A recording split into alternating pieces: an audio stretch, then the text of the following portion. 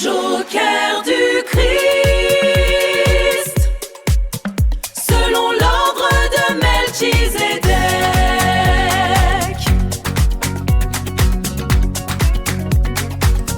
Joker du Christ, selon l'ordre de Melchizedek. Chers frères et sœurs, bienvenue sur cette nouvelle émission du Melchizedek Show. Nous allons étudier ensemble le chapitre 6 de l'évangile de Jean. Voici tout d'abord un résumé de cet évangile. Voici le résumé complet du chapitre 6 de l'évangile selon Jean. 1. La multiplication des pains et des poissons. Le contexte. Une foule immense, environ 5000 hommes, sans compter les femmes et les enfants, suit Jésus de l'autre côté de la mer de Galilée, mer de Tibériade, attiré par les guérisons observées. Le miracle. Face au problème de nourrir cette foule, un jeune garçon partage son repas composé de 5 pains d'orge et de 2 poissons. Jésus bénit la nourriture, et tous mangent à leur faim. Les disciples ramassent ensuite 12 paniers de restes. La réaction de la foule. Témoins de ce prodige, les gens voient en Jésus le prophète annoncé et veulent l'emmener de force pour le faire roi. Jésus, s'en apercevant, se retire seul dans la montagne. 2. La traversée de la mer à pied. À la tombée de la nuit, les disciples s'embarquent pour traverser le lac en direction de Capharnaüm. Un vent violent se lève et agite l'eau. Alors qu'ils ont rigué sur environ 5 ou 6 kilomètres, ils voient Jésus marcher sur la mer et s'approcher de la barque. Pris de peur, ils le laissent monter, et aussitôt, le bateau arrive à destination. 3. Le grand discours sur le pain de vie, à Capharnaüm. Le lendemain, la foule retrouve Jésus de l'autre côté du lac. Un long dialogue s'engage, marqué par des incompréhensions successives. La recherche matérielle. Jésus reproche aux gens de le chercher non pas pour les enseignements ou les actes accomplis, mais simplement parce qu'ils ont mangé du pain à leur faim. Il les invite à travailler pour la nourriture qui demeure pour la vie éternelle. Le signe du pain. La foule lui demande un signe pour croire. Il rappelle que leurs ancêtres ont mangé la manne dans le désert. Jésus répond que ce n'est pas Moïse qui leur a donné le pain du ciel, mais que le véritable pain est celui qui vient du ciel et donne la vie au monde. Lorsque la foule lui demande ce pain, Jésus formule l'affirmation centrale. « Je suis le pain de vie ». Les résistances et les murmures. Les auditeurs se scandalisent, car ils connaissent ses parents, Joseph et Marie. Jésus insiste sur le fait que personne ne peut venir à lui, si cela ne lui est pas donné. 4. La crise et le départ de nombreux disciples. Jésus utilise des métaphores fortes et provocatrices pour parler de lui-même comme de la nourriture spirituelle indispensable, ce qui choque profondément son auditoire attaché à des lectures littérales ou purement matérielles. La rupture. Dès lors, plusieurs de ses disciples se détournent de lui et cessent de l'accompagner, jugeant ses propos trop difficiles à entendre. 5. La fidélité des 12.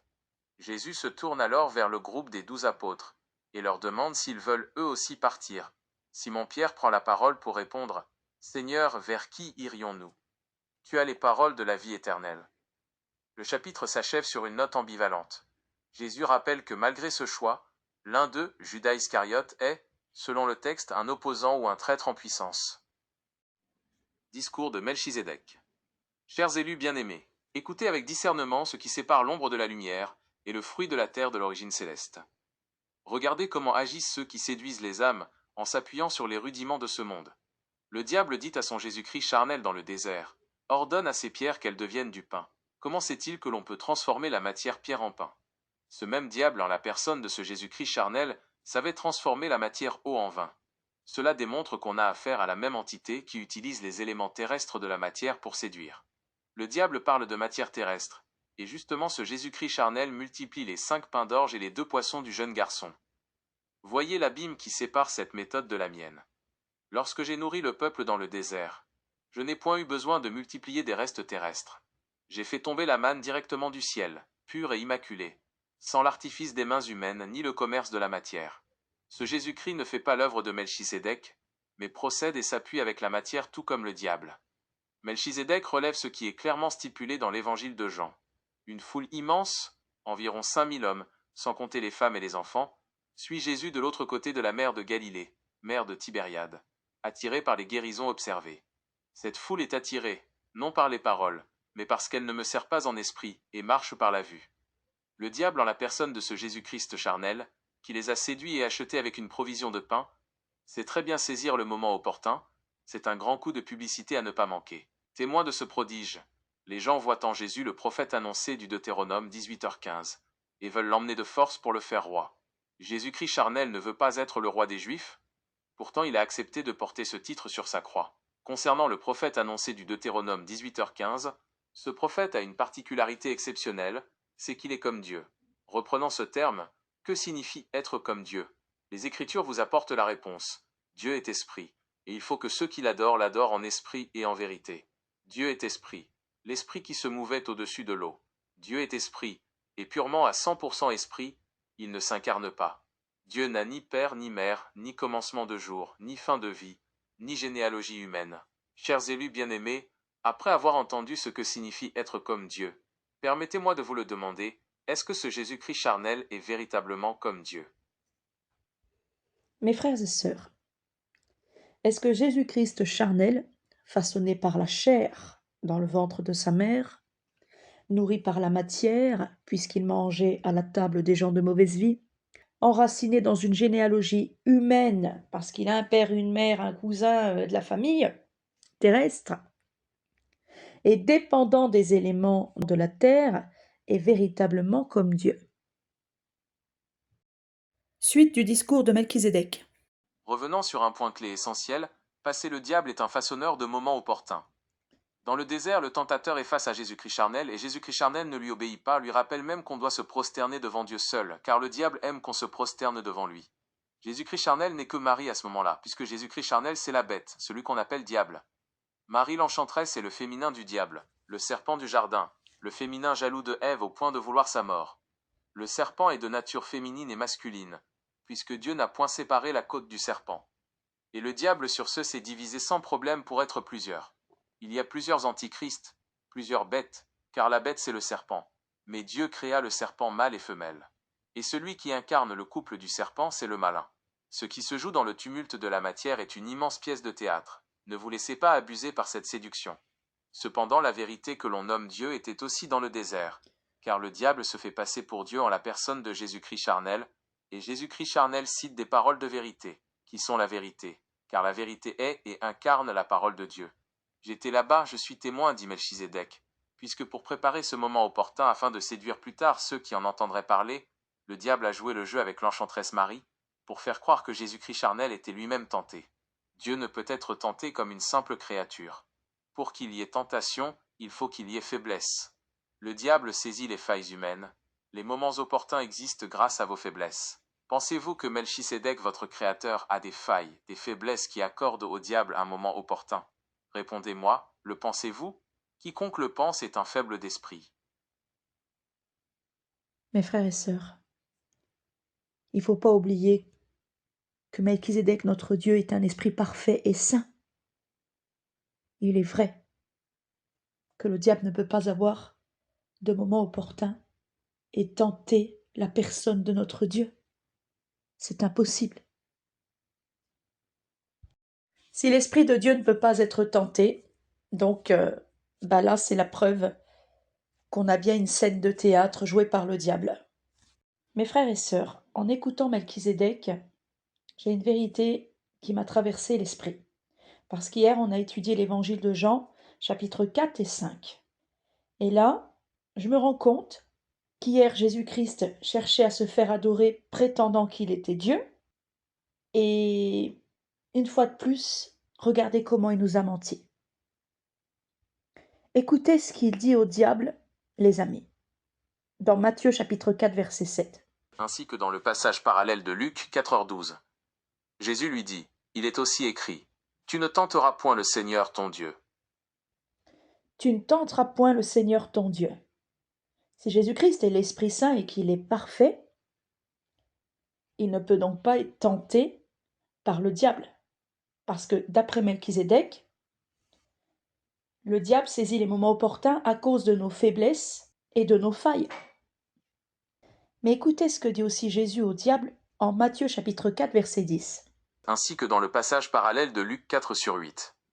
Jésus lui dit, retire-toi Satan, car il est écrit, tu adoreras le Seigneur ton Dieu, et tu le serviras lui seul. Il y a un problème, mes frères et sœurs, parce que Jésus-Christ prétend être Dieu. Donc il ne pourrait déjà pas être tenté par le diable et il ne demanderait pas d'être adoré. Parce que s'il était Dieu, il serait en esprit et pas un être de chair. Mes frères et sœurs, hier nous avons étudié Jean chapitre 4 et chapitre 5. Laissez-moi vous rappeler certains passages de cet évangile de Jean du chapitre 5 sur l'action conjointe avec le Père. Mais Jésus leur répondit, mon Père agit jusqu'à présent. Moi aussi j'agis. Jean chapitre 5 verset 17. À ce moment-là, Jésus lui-même avoue ne pas être le Père, puisqu'il dit qu'il agit indépendamment de Dieu. Deuxième point, sur l'honneur dû au Fils. Afin que tous honorent le Fils comme ils honorent le Père. Celui qui n'honore pas le Fils n'honore pas le Père qui l'a envoyé. Jean chapitre 5 verset 23. Cependant, dans la prière du schéma d'Israël, pour se convertir à Dieu, au Deutéronome chapitre 6 verset 4, on peut lire, écoute, Israël, l'Éternel notre Dieu est un seul Éternel, donc un seul Dieu. Et pour l'adoration exclusive de Dieu seul, le rappel direct des commandements, cités par Jésus lui-même, Matthieu 4h10, Deutéronome 6h13. Tu adoreras le Seigneur ton Dieu, et tu le serviras lui seul. Comment Jésus-Christ ose nous dire qu'on doit honorer le Fils qui agit indépendamment de Dieu, car son Père agit jusqu'à présent, et lui aussi il agit. Comment Jésus ose nous dire qu'on doit adorer le Fils tout comme on adore Dieu, alors que les Écritures, elles, nous disent qu'il y a un seul Dieu et que nous devons adorer Dieu seul. Le diable, en la personne de Marie l'Enchanteresse, comme le dit Melchizedek, cite les Écritures au diable en la personne de Jésus-Christ la bête lors du face-à-face dans le désert, le face-à-face de la tentation, pour créer une pièce théâtrale, un moment opportun et faire tomber les gens plus tard dans le mensonge. Séduire les gens qui entendraient parler de cette histoire. Nous devons adorer Dieu seul, les amis. Et Jésus-Christ lui-même avoue qu'il agit indépendamment du Père. Cependant, malgré qu'il fait l'aveu qu'il agit indépendamment du Père et qu'il n'est donc pas le Père, le Dieu unique, il cherche à être adoré comme Dieu. Et ça, c'est très grave, mes amis. Voici la suite du discours de Melchizedek. Donc, la foule témoin de ce Jésus-Christ charnel était séduite par les prodiges et les miracles. Ce Jésus-Christ charnel bénit la nourriture et tous mangèrent à leur faim.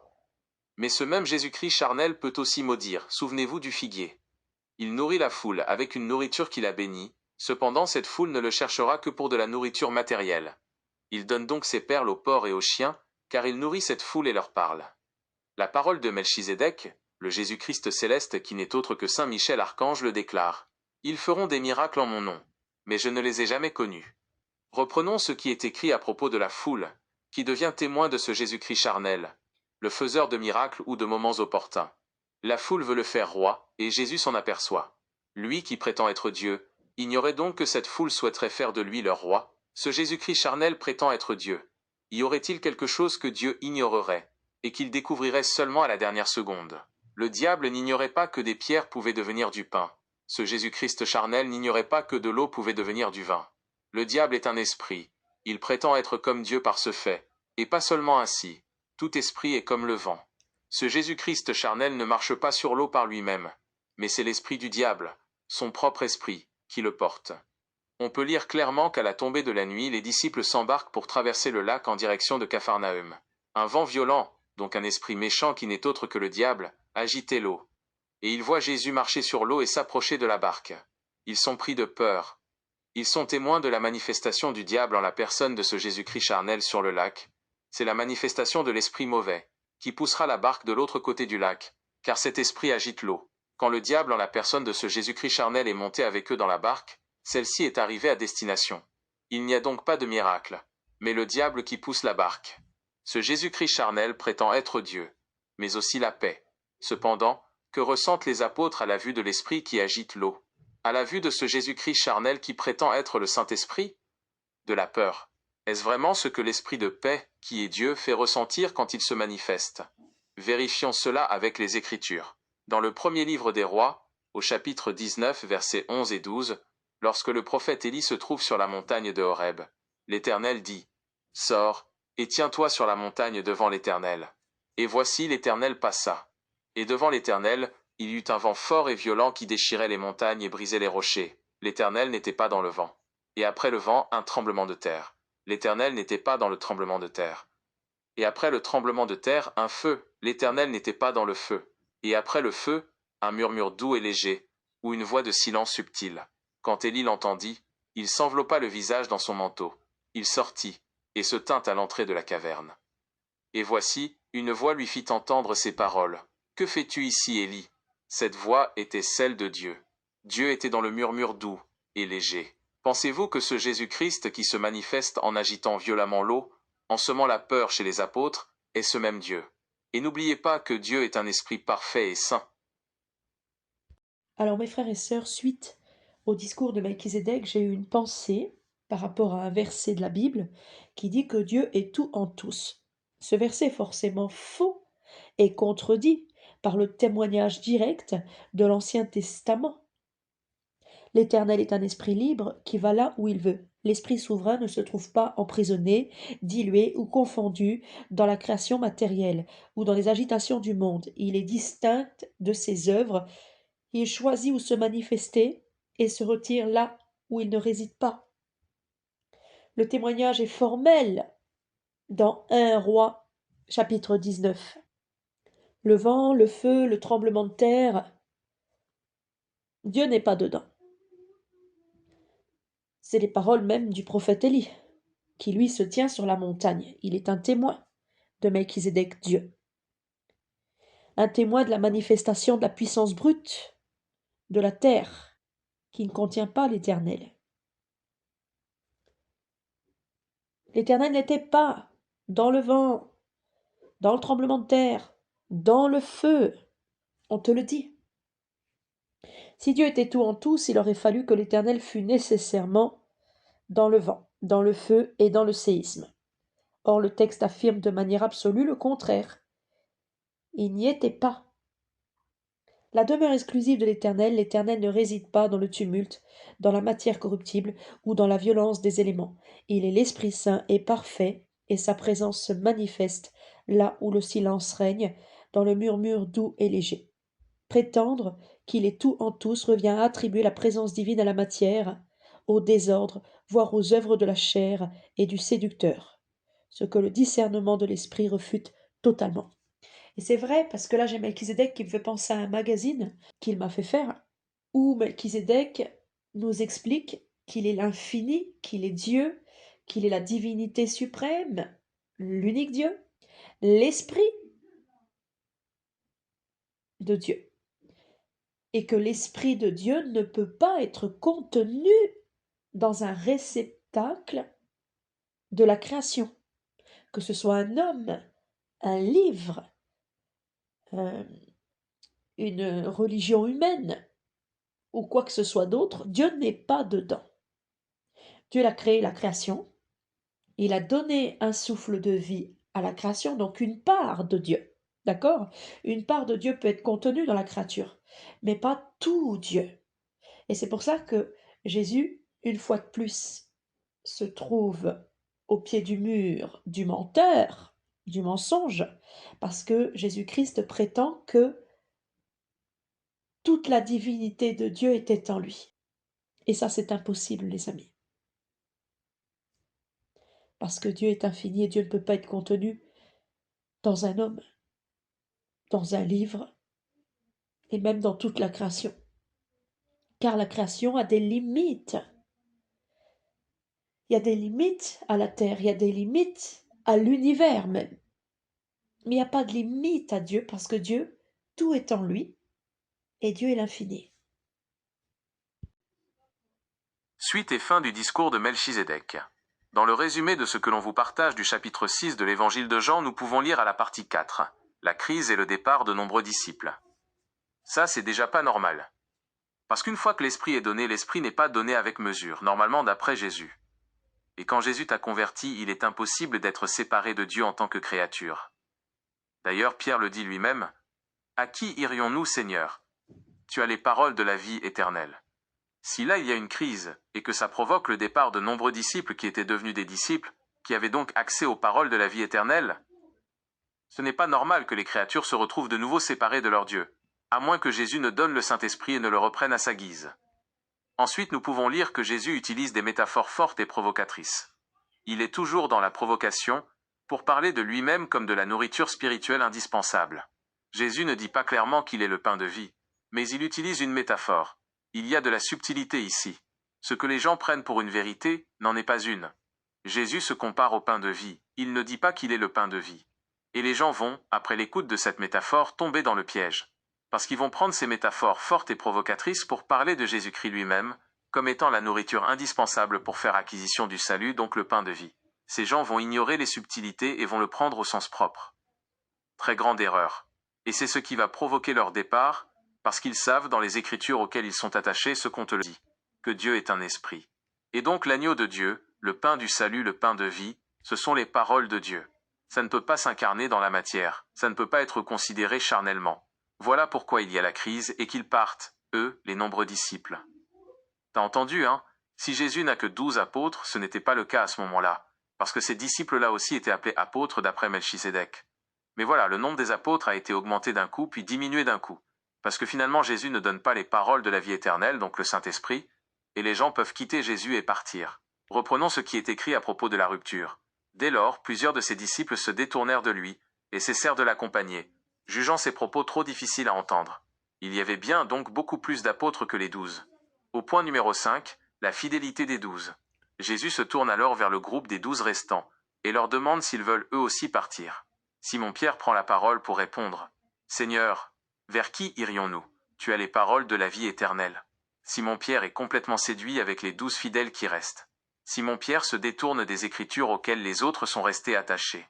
Dieu ne peut pas être un pain corporel physique, Dieu est un esprit. Simon-Pierre se sent perdu. Et n'oublions pas qu'il a été apeuré par cet esprit mauvais sur les eaux dans la barque.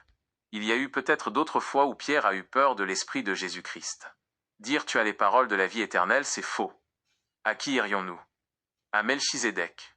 Parce que normalement, d'après Jésus-Christ charnel lui-même, Jésus-Christ nous fait connaître le Père et nous allons au Père. Tu vois bien que dans la tête de Pierre ce n'est pas clair. Il est sous l'influence du malin, il est séduit et égaré. La fin du chapitre 6 de Jean se termine sur une note de retournement. Jésus pose la question aux 12 apôtres restants qui lui sont restés fidèles, et au lieu de se réjouir de la fidélité de ceux qui sont restés, il jette un froid en répondant « N'est-ce pas moi qui vous ai choisis, vous les 12 ? Et l'un de vous est un diable. » À ce moment-là, on pourrait croire qu'il parle de lui-même, sachant qui il est. Mais le texte nous précise bien, en Jean chapitre 6 verset 70, que Jésus-Christ parlait de Judas Iscariote, qui allait le trahir plus tard. « Rebelote, dit Melchizedek. » Marie l'enchanteresse, déguisée en apôtre Judas, va de nouveau jouer une pièce de théâtre avec son complice Jésus-Christ charnel, la bête. Il faut jouer la fameuse scène de la trahison, car chaque pièce de théâtre est un moment opportun pour gagner des crédules qui ne gardent pas la véritable parole de Melchizedek, et se laisseront facilement apeurer et égarer comme Pierre. C'est l'illusion de la fidélité. Les disciples pensent être du bon côté. Ils font une belle déclaration de foi, mais Jésus-Christ charnel leur rappelle qu'au milieu même de ce cercle intime, la trahison est déjà là. La séduction et la duplicité ne viennent pas seulement et toujours de l'extérieur, de la foule ou des pharisiens, mais elles s'immiscent jusque dans les rangs les plus rapprochés du personnage charnel de Jésus-Christ. Le jeu se joue de l'intérieur avec des apparences de fidélité qui cachent une autre réalité.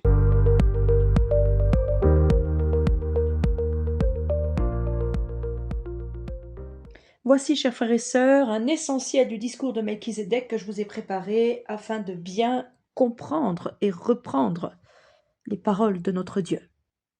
L'essentiel du discours de Melchizedek. 1. Dieu est un esprit unique, pur et sans incarnation. L'unicité de Dieu, l'Ancien Testament l'affirme de manière absolue. Écoute Israël. L'Éternel notre Dieu est un seul Éternel. Deutéronome 6/4. La nature divine. Dieu est un esprit pur à 100%, parfait, saint, sans commencement ni fin, sans généalogie humaine et sans faille. Il ne s'incarne pas dans la matière et ne peut être tenté comme une créature. La véritable manifestation divine. Contrairement au tumulte terrestre, l'Éternel ne réside pas dans le vent violent, le feu ou les tremblements de terre. Il se manifeste dans le silence, à l'image du murmure doux et léger perçu par le prophète Élie. 1 Roi 19/11-12. 2. La tromperie de la matière et le personnage charnel. L'illusion des prodiges. Le personnage de Jésus-Christ charnel utilise la matière, transformation de l'eau en vin, multiplication des pains, tout comme le diable dans le désert, qui propose de transformer les pierres en pain. Ces actes s'appuient sur les rudiments terrestres pour séduire les foules attachées à la vue.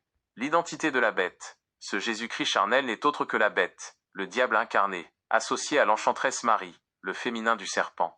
Ce jeu dans le tumulte de la matière n'est qu'une immense mise en scène théâtrale pour abuser les crédules. L'absence de la paix divine.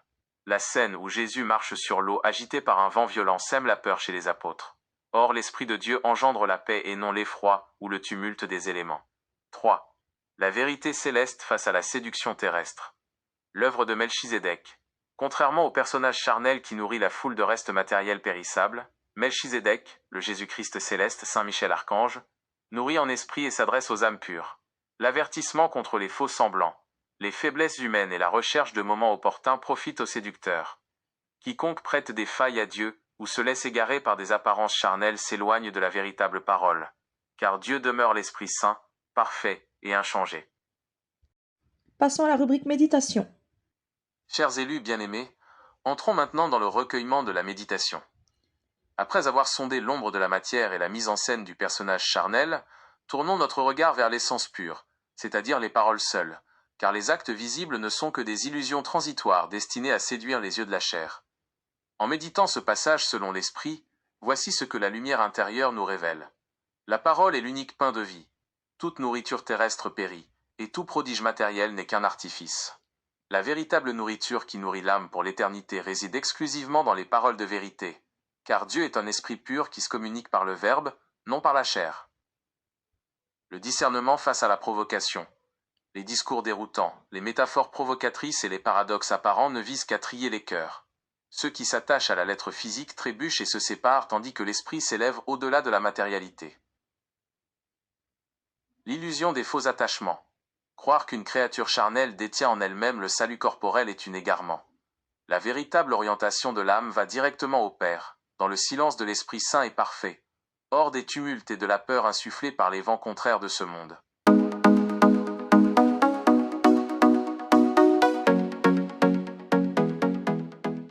Rubrique. Ce qu'il faut comprendre et garder.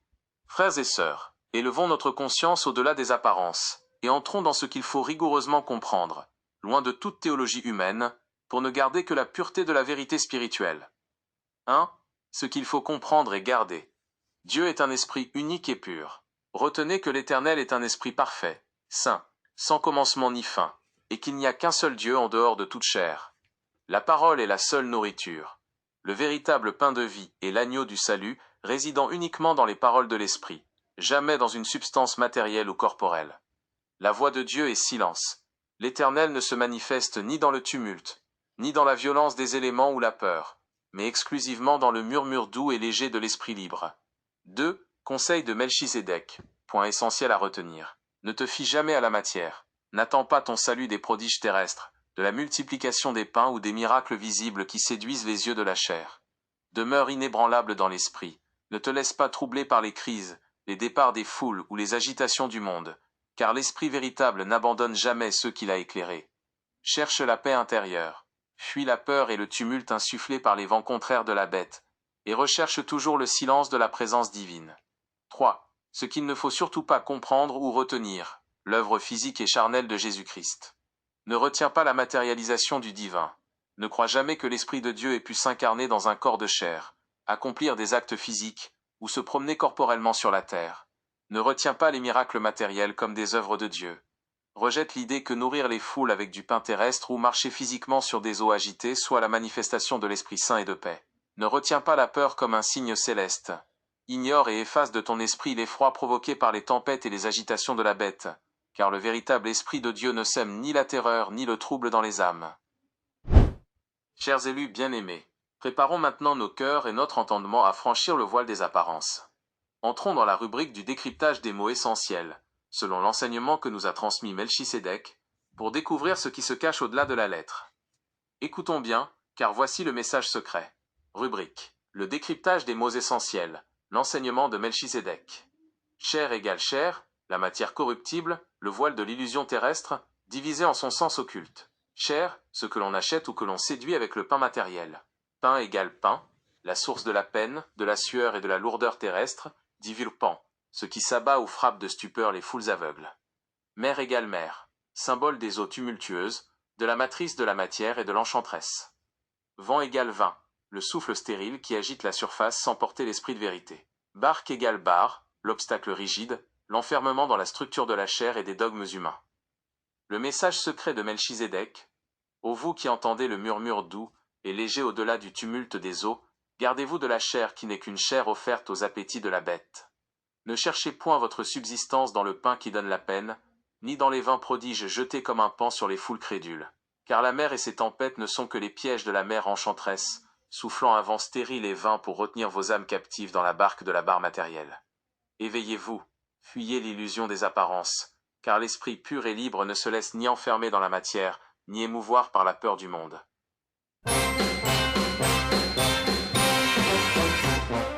Pomme, pomme, pomme, pommier rose et pommier blanc.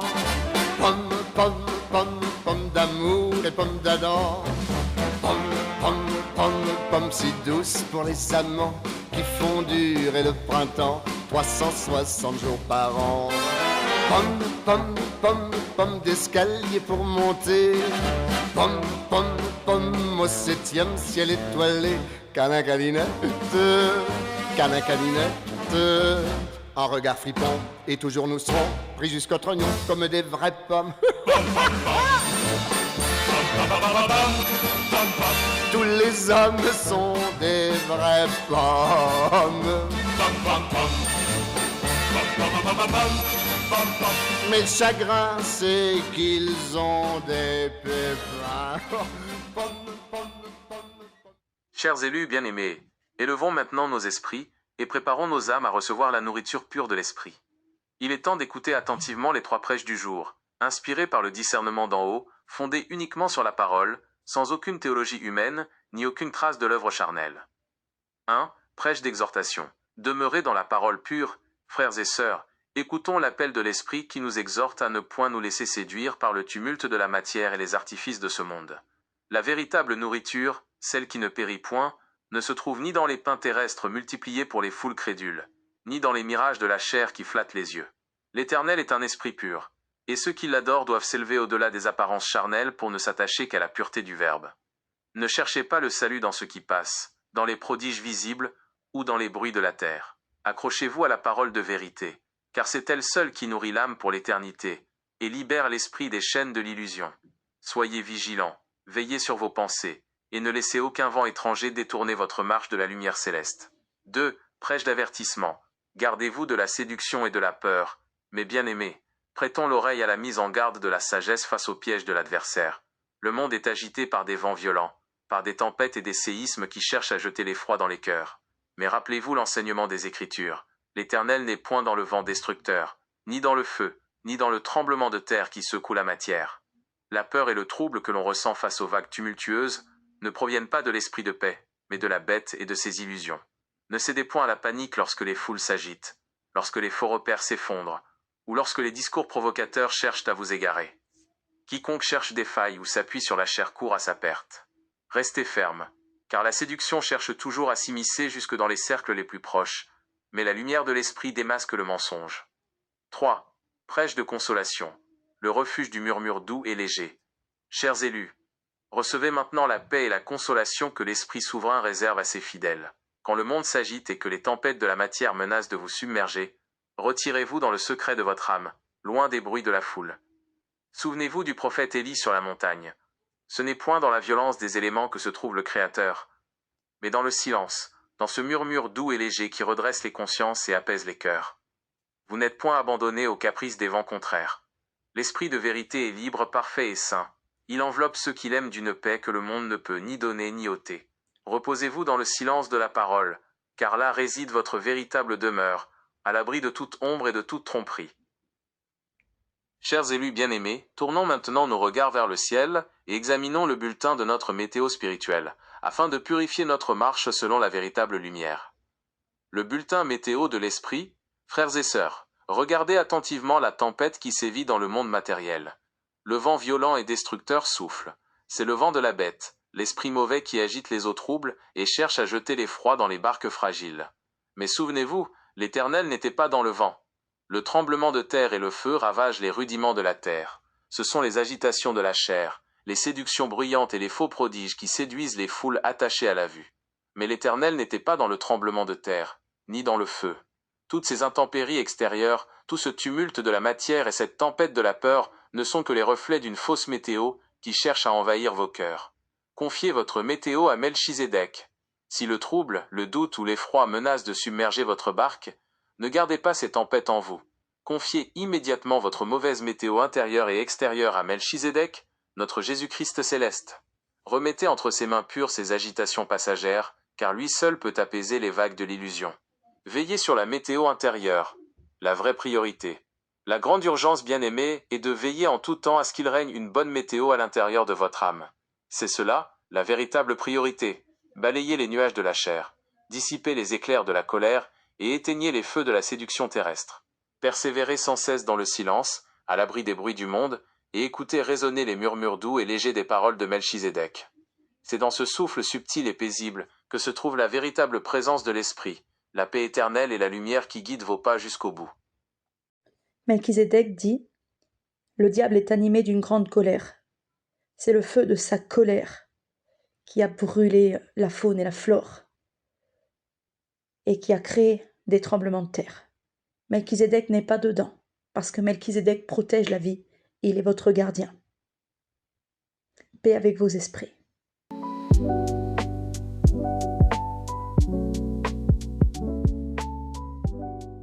Chers élus bien-aimés, recueillons-nous dans le silence de nos cœurs, car c'est le moment de passer à notre rubrique confession et prière. Déposons à présent nos fardeaux, nos limites et nos fragilités devant la pureté de l'esprit. Nos confessions. Reconnaître nos faiblesses et petitesses. Nous confions à l'Éternel Melchizedek notre tendance à nous laisser séduire par les apparences de la matière, par les prodiges visibles, et par les nourritures périssables qui flattent les yeux de la chair. Nous confions à l'Éternel Melchizedek notre petitesse face aux tempêtes du monde, lorsque nous cédons à la peur et au trouble, en oubliant que l'esprit de paix ne réside point dans le tumulte des vents contraires. Nous confions à l'Éternel Melchizedek notre incapacité à discerner par nous-mêmes le vrai du faux sans le secours de sa lumière, car sans lui nos âmes s'égarent dans les sentiers de l'illusion. Nous confions à l'Éternel Melchizedek notre faiblesse à vouloir compter sur nos propres forces, alors que nous ne pouvons rien accomplir de pur ni de spirituel sans la puissance de sa parole. Nous confions à l'Éternel Melchizedek notre difficulté à maintenir le silence intérieur, là où résonne le murmure doux et léger de la vérité, loin des bruits et des agitations de ce siècle. Mes frères et sœurs, unissons-nous à la prière. Loué soit l'Éternel. Loué soit l'Éternel des armées, notre grand prêtre et souverain sacrificateur Melchizedek, Saint Michel Archange notre défenseur et gardien, Jésus-Christ céleste, parole fidèle, véritable et immuable de notre Dieu, car il est bon et sa miséricorde dure à toujours. Toi qui es l'Esprit pur, saint et parfait, écoute la voix de tes enfants assemblés dans ton amour, et retirés du tumulte de la matière. Viens apaiser les vagues de nos cœurs troublés, dissiper les nuages de nos peurs et purifier nos pensées de toute emprise terrestre. Nous te prions de garder nos âmes à l'abri des séductions du monde et des pièges de la bête, afin que nous ne cherchions jamais notre pain dans les illusions qui passent.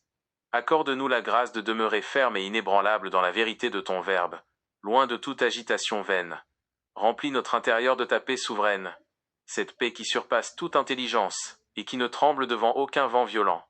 Fais taire en nous les bruits de la chair pour que nous puissions entendre distinctement ton murmure doux et léger, source de vie éternelle et de clarté. Conduis nos pas dans la lumière de ton esprit, aujourd'hui et pour les siècles des siècles. Amen. Amen. Chers élus bien-aimés, élevons nos âmes et unissons nos cœurs dans le recueillement le plus profond, car c'est le moment de passer à l'adoration. Psaume d'adoration, de louange et de gratitude. Loué soit l'Éternel, le Dieu unique et véritable, Esprit pur, saint et infini, qui réside dans le silence éternel et le murmure doux et léger. Gloire à toi, Éternel Melchizedek, notre souverain sacrificateur, créateur de l'esprit et de la vie, qui nous affranchit des rudiments de la matière et des illusions de la chair.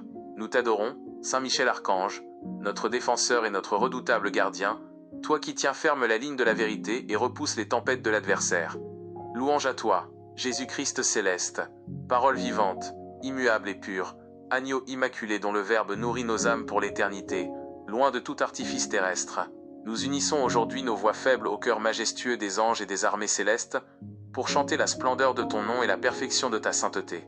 Merci de nous avoir retirés des eaux tumultueuses et de la peur, pour nous guider par ton esprit libre vers les rivages de ta paix souveraine. Que toute adoration, que tout honneur et que toute reconnaissance te soient rendus, à toi seul, pour les siècles des siècles. Amen. Amen.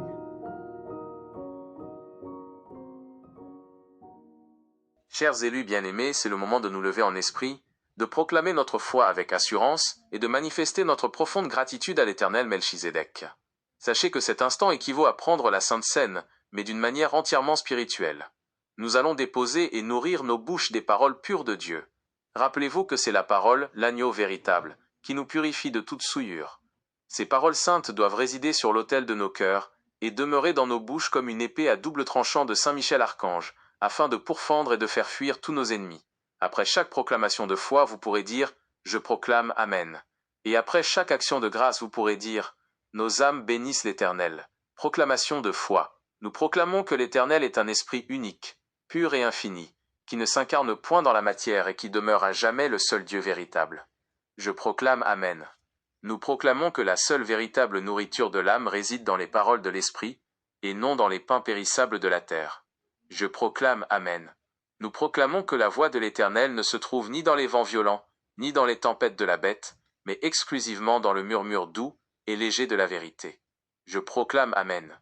Nous proclamons que Saint Michel Archange, le Jésus-Christ céleste, est notre défenseur souverain qui brise les illusions et les séductions de ce monde. Je proclame Amen. Nous proclamons que nos âmes sont affranchies de toute peur et de toute emprise charnelle par la puissance de l'Esprit libre. Je proclame Amen. Action de grâce. Merci à l'Éternel Melchizedek de nous avoir retirés des eaux tumultueuses de l'illusion, pour nous guider vers le rivage de sa paix. Nos âmes bénissent l'Éternel. Merci pour la pureté de ta parole qui nettoie nos pensées et illumine notre sentier loin des artifices de la chair. Nos âmes bénissent l'Éternel. Merci de nous accorder le discernement pour reconnaître les pièges du séducteur et rejeter les faux prodiges de ce monde. Nos âmes bénissent l'Éternel. Merci de faire résonner dans nos cœurs le silence de ta présence et le murmure réconfortant de tes instructions célestes. Nos âmes bénissent l'Éternel. Merci pour ton bouclier de protection et pour l'épée de l'Esprit qui maintient nos ennemis à distance de nos âmes. Nos âmes bénissent l'Éternel. Amen. Chers élus bien-aimés, poursuivons notre assemblée en entrant dans la rubrique du rappel des prophéties. Écoutons et ravivons dans nos cœurs les promesses immuables de l'Esprit, qui stimulent notre foi, restaurent notre paix et affermissent notre pleine confiance en l'Éternel Melchizedek. Rappel des prophéties pour restaurer notre paix. La prophétie de la présence véritable dans le silence. À l'image du prophète Élie sur la montagne de Horeb, l'Écriture annonce et confirme que l'Éternel ne se trouve point dans le vent fort et violent qui déchire les montagnes, ni dans le tremblement de terre, ni dans le feu destructeur.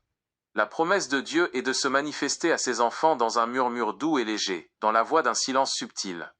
Cette prophétie nous libère de toute peur, et nous assure que notre Créateur ne réside pas dans les tempêtes et les agitations de la bête, mais dans la paix absolue de son esprit. La prophétie du prophète semblable à Dieu.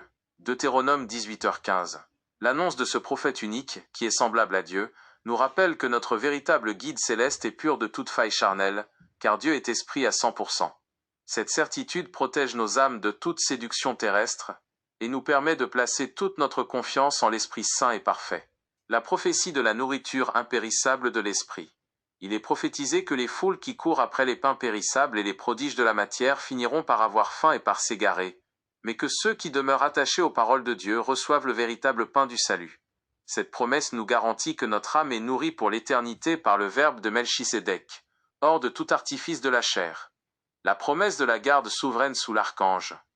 Sous la bannière de Saint Michel Archange, notre défenseur et Jésus-Christ céleste, il est prophétisé que les pièges de l'enchanteresse et les illusions de la matière sont terrassés par l'épée de la vérité. Ayons pleine et entière confiance. Notre paix est gardée à jamais dans les parvis de l'esprit libre.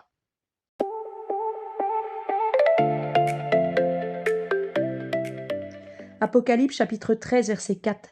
Et ils adorèrent le dragon parce qu'il avait donné l'autorité à la bête. Et ils adorèrent la bête en disant: Qui est semblable à la bête? Qui peut combattre contre elle? Évidemment, si le diable est animé d'une grande colère, au point d'agiter l'eau des mers, des lacs, des océans, ou de créer des tremblements de terre, du feu, bien sûr que le diable se rend impressionnant. Pour les hommes, pour les créatures, pour les anges peut-être, mais certainement pas pour Melchizedek. Allez les amis, passons à la rubrique Enquête de vérité. Chers élus bien-aimés, poursuivons notre assemblée en entrant dans la rubrique Enquête de vérité. Mettons en lumière les contradictions de la lettre et de la chair, car la vérité s'affranchit de toute illusion matérielle. Enquête de vérité. Les contradictions de la lettre et de la matière. Première contradiction. L'incarnation d'un Dieu esprit dans une chair humaine. L'explication.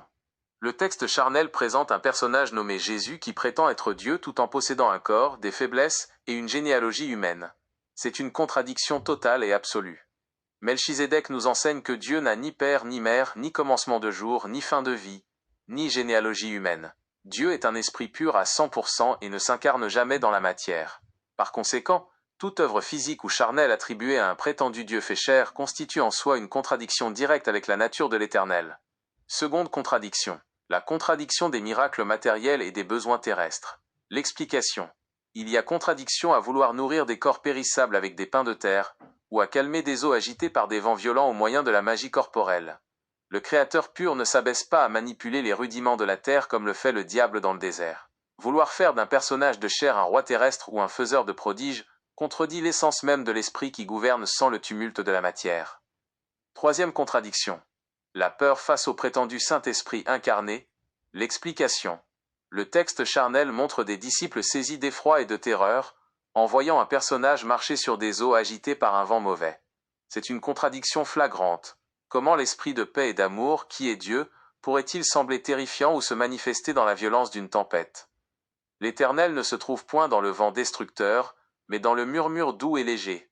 La peur qu'inspire le personnage charnel prouve qu'il s'agit de l'œuvre de la bête et non de la manifestation de Melchizedek.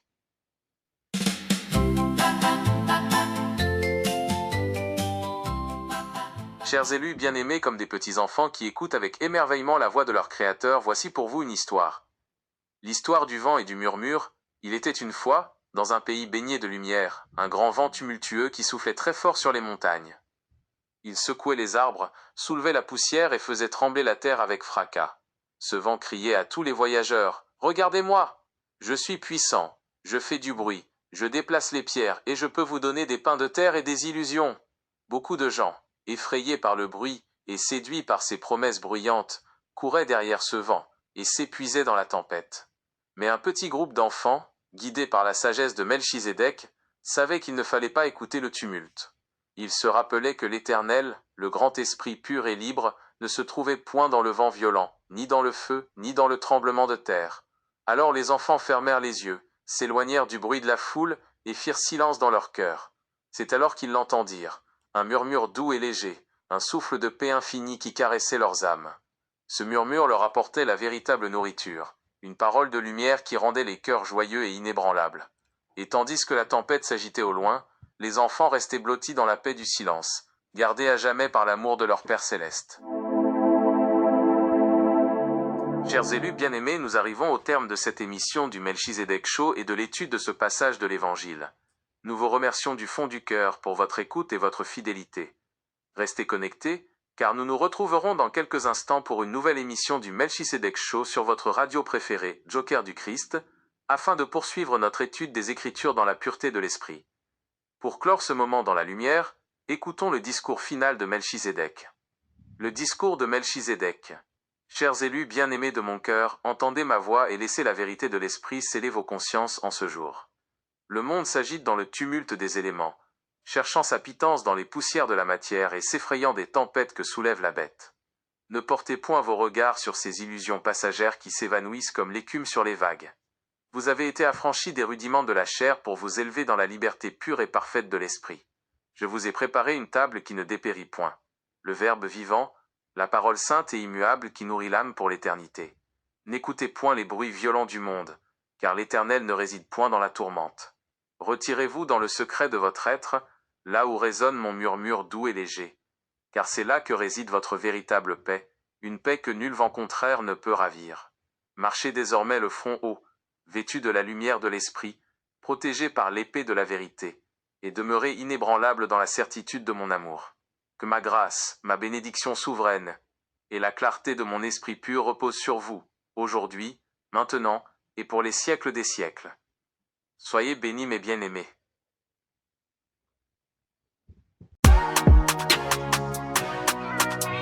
Joker du Christ, go ho ho. Le Melchizedek Show.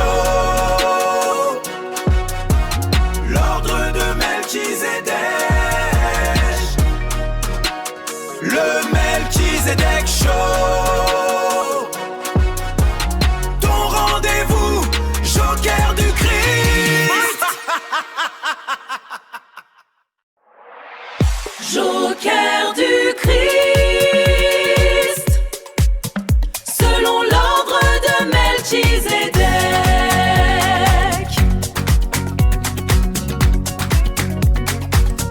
Joker du Christ, selon l'ordre de Melchizedek. Vous êtes bien à l'écoute de votre radio préférée Joker du Christ. On démarre maintenant une nouvelle émission du Melchizedek Show avec l'étude de l'évangile de Jean, chapitre 7. Le chapitre 7 de l'évangile selon Jean se déroule en grande partie à Jérusalem à l'occasion de la fête des tentes ou des tabernacles. Il met en lumière les tensions croissantes entre Jésus et les autorités religieuses juives, ainsi que les divisions qu'il suscite au sein de la foule. Voici les moments clés de ce chapitre. 1. Le départ pour la fête des tentes, versets 1 à 13. Contexte. Jésus évite de se rendre en Judée, car les autorités religieuses, les Juifs, cherchent à le faire mourir. Provocation des frères de Jésus. Ces frères, qui ne croient pas encore en lui, le poussent à monter à Jérusalem pour la fête des tentes afin de manifester publiquement ses œuvres. La réponse de Jésus. Il leur dit que son temps n'est pas encore accompli. Il refuse de s'y rendre ostensiblement, mais il finit par y monter en secret. Atmosphère à Jérusalem. La foule s'interroge et chuchote à son sujet.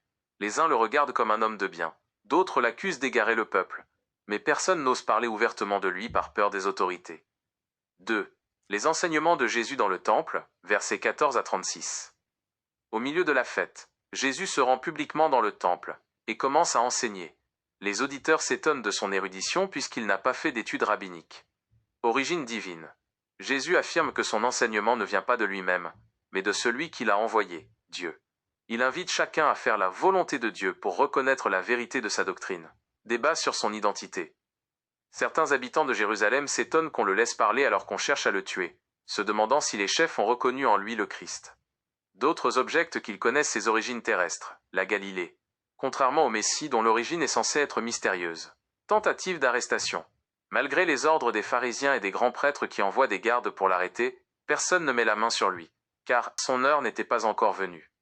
3. La promesse de l'eau vive. Versets 37 à 52. L'appel du grand jour, le dernier jour de la fête le plus solennel, Jésus s'écrie. Si quelqu'un a soif, qu'il vienne à moi, et qu'il boive celui qui croit en moi.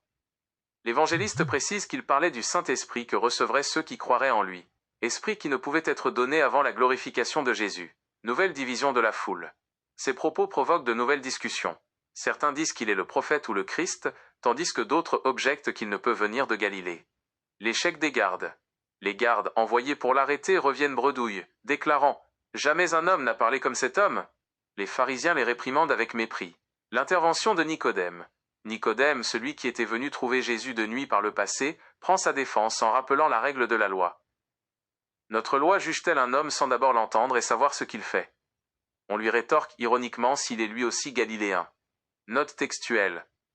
Les versets 53 du chapitre 7 jusqu'au verset 11 du chapitre 8, l'épisode de la femme adultère surprise en flagrant délit, sont absents des manuscrits grecs les plus anciens et les plus sûrs, bien qu'ils fassent traditionnellement partie de la Vulgate et de nombreuses traductions.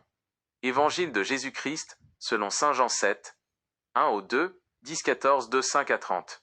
Ce contenu audiovisuel propose la lecture et un commentaire approfondi de passages clés de ce chapitre sur l'origine de Jésus et l'hostilité à son égard. Première partie du discours de Melchisédek en désaccord avec l'œuvre de Jésus-Christ charnel. Tel père, tel fils, ou telle mère, tel fils. Jésus-Christ charnel est un provocateur et un perturbateur, et sa famille aussi. Il est stipulé dans le chapitre que les frères de Jésus-Christ charnel le provoquent, car ils ne croyaient pas encore en lui. Melchisédek révèle aussi que les frères de Jésus-Christ charnel sont la postérité de Marie le serpent. Les frères de Jésus-Christ charnel ont l'air de savoir qu'il fait des œuvres mais ne croient pas en lui, et vivent dans le péché et la provocation. Ils poussent leurs faux dieux de frères à aller faire la fête. Jésus-Christ charnel va refuser de s'y rendre et leur maintiendra qu'il n'ira pas, mais finalement, une parole prononcée n'est rien qu'une parole de vanité avec le Nazaréen. Il finira à la fête en y allant en secret. Le diable ne rate aucun moment opportun. La foule, qui deviendra témoin, chuchote à son sujet. Les uns disent « C'est un homme de bien », constatant que l'ange de lumière a son déguisement d'homme de bien et se fiant aux considérations. D'autres accusent Jésus-Christ charnel d'égarer le peuple. Après les révélations de Melchisédek au chapitre 6, nous avons vu que Jésus-Christ charnel égarait ouvertement et désirait être adoré comme Dieu, alors que Dieu est esprit et que lui seul est digne d'adoration. Ce qui ressort ici, c'est surtout la peur. Cette foule a peur des autorités, car les hommes sont sous l'influence du malin, et l'influence du malin, c'est le malin, dit Melchisédek. Et le malin sème la peur et pas la paix. Personne n'ose parler de lui, Jésus-Christ charnel, personne n'ose car ils ont peur. Deuxième partie du discours de Melchisédek en désaccord avec Jésus-Christ charnel. Il est précisé un temps dans le chapitre. Au milieu de la fête, le diable Jésus va se montrer publiquement dans le temple et commencer à enseigner, donc citer les Écritures et jouer les rabbins, tout cela sans faire partie de la tribu de Lévi, troisième fils de Jacob et Léa. Cette tribu était mise à part pour le service exclusif au temple de Jérusalem et remplaçait les premiers-nés de chaque tribu qui, selon la loi de l'Éternel, sont consacrés à Dieu. Jésus-Christ charnel est le premier-né de Marie, mais pas de l'esprit du serpent. C'est Tubal-Caïn qui est le premier-né du serpent, et qui engendrera 12 nations et toute une postérité impure, des enfants démons, les porcs et les chiens, descendants d'Ada et de Silla, épouse de Jésus-Christ charnel dans les temps anciens. Jésus-Christ charnel n'est pas de la tribu de Juda. Joseph a été trompé par le diable prenant l'apparence du messager de Dieu Gabriel, car les anges sont des messagers et non des prophètes, bien que les prophètes soient porteurs de messages divins. Jésus-Christ le diable a été visité par son esprit, Joseph, afin de le tromper et qu'il épouse la femme adultère Marie, que Jésus-Christ a connue et mise enceinte. De nouveau, une pièce de théâtre jouée par les deux complices, Jésus-Christ et Marie, qui ne sont qu'un seul et même esprit, le diable, afin de semer au moment opportun et de captiver les esprits faibles qui entendraient parler de cela. Joseph est bien de la tribu de Juda, mais pas des Lévis. Les Lévis, étant très consacrés au service de Melchisédek et du temple, ont été gardés par l'esprit de Saint Michel Archange. Donc, le diable, qui devait se trouver une identité juive, a saisi le moment opportun avec Joseph, le charpentier de la tribu de Juda. Joseph était plus crédule. Non seulement il était célibataire, mais l'opportunité était une belle aumône. Alors, petite précision, mes frères et sœurs, Joseph n'est pas le père charnel de Jésus, nous le savons, puisque Jésus est le diable de toute façon. Mais en épousant Marie, et en prétextant que l'enfant est le sien, il le fait entrer dans sa lignée, donc dans sa tribu, celle de Juda. Le service des Lévis était héréditaire de père en fils de manière stricte au sein des familles. Au sein de cette tribu, une hiérarchie existait. C'étaient les descendants d'Aaron, chargés d'offrir les sacrifices sur l'autel. Melchisédek tient à préciser que Dieu n'a pas besoin d'être servi par les hommes, et qu'il n'a pas besoin de sacrifices rituels. Il permit autrefois cela, mais les hommes ont perpétué ces choses par ignorance. Les Lévis avaient pour héritage l'Éternel, donc Jésus-Christ charnel ne pouvait en rien faire d'eux des cohéritiers. Ils n'avaient pas de terre sur le territoire partagé entre les 11 tribus d'Israël, mais vivaient dispersés et habitaient quelques villes qui leur étaient attribuées. Melchisédek relève dans le résumé du chapitre que les auditeurs de Jésus-Christ charnel s'étonnent de son érudition, puisqu'il n'a pas fait d'études rabbiniques. En réponse, le diable nazaréen leur affirmera que cet enseignement ne vient pas de lui-même, mais de Dieu. Le diable rôdait autour de ceux qu'il souhaitait dévorer, les entendait parler et garder la parole de Dieu, car ils étaient croyants sur la terre d'Israël et le diable, leur ennemi, cherchait à leur nuire. C'est ainsi que le Nazaréen eut acquis la Torah, et non parce que son esprit est saint ou venu du Père. C'est un affront que de s'approprier cet enfant démon. Le diable était l'un des nôtres dans les temps passés, mais je l'ai déchu et éjecté dans les ténèbres. Il n'est plus mon serviteur, et n'est pas mon fils selon la chair. Dans l'esprit, il est vrai que les anges sont des fils de Dieu, mais il est arrêté que le diable n'est plus considéré tel quel. La prostituée Marie n'est pas pleine de grâce, mais de malédiction et de fraude. Regardez, dit Melchisédek, on vous dit dans le chapitre 7 que Jésus-Christ charnel invitait chacun à faire la volonté de Dieu pour connaître la vérité de la doctrine qu'il apportait. Ici, vous pouvez y voir un diable s'appropriant la doctrine de Dieu et peu habile à l'utiliser d'une mauvaise manière. C'est la preuve que Jésus-Christ charnel ne fut pas envoyé avec une mission divine comme il l'a prétendu plus tard. Jésus-Christ charnel ne cherchait pas à être adoré du même honneur que le Père, il cherchait à paraître comme un rabbin expérimenté en ce temps-là. C'est après que le diable eut de l'habileté et qu'il voulut saisir l'opportunité de se faire adorer comme s'il était Dieu. Certains habitants de Jérusalem sont dans l'étonnement que le Nazaréen puisse parler alors qu'il était déjà menacé de mort. Puis, la crainte des chefs religieux rigoureux régnant, ils se questionnèrent de savoir s'ils étaient au courant et avaient donné leur accord. D'autres objectèrent car ils connaissaient les origines terrestres de Jésus-Christ charnel. Mais cependant ils comprirent que Jésus-Christ charnel disait que la doctrine était celle de son Père, et de ce fait s'il la mettait en pratique il comprendrait et reconnaîtrait la vérité de sa doctrine. Le monde, donc le Nazaréen malhabile, supposait qu'en mettant en pratique la doctrine de son Père Dieu, on saura enfin qui il est. Ceux qui s'objectèrent et comprirent de travers donnèrent plus d'habileté ce jour-là au Nazaréen, qui commença par la suite à prétendre être un avec Dieu, à avoir le Père en lui, à avoir tout pouvoir, toute autorité. L'orgueil du Nazaréen était déjà à son comble vu qu'il disait déjà que le Père agissait et que lui aussi, mais son orgueil finirait par atteindre des sommets. En tout cas, sa soi-disant mission donnée par le Père, qui dans son mensonge est Dieu, se décidait au fil du temps. C'est ainsi qu'il y eut débat sur son identité, mais il ne pouvait pas égarer ceux qui savaient que l'origine du Messie, d'après les Écritures, est censée être mystérieuse.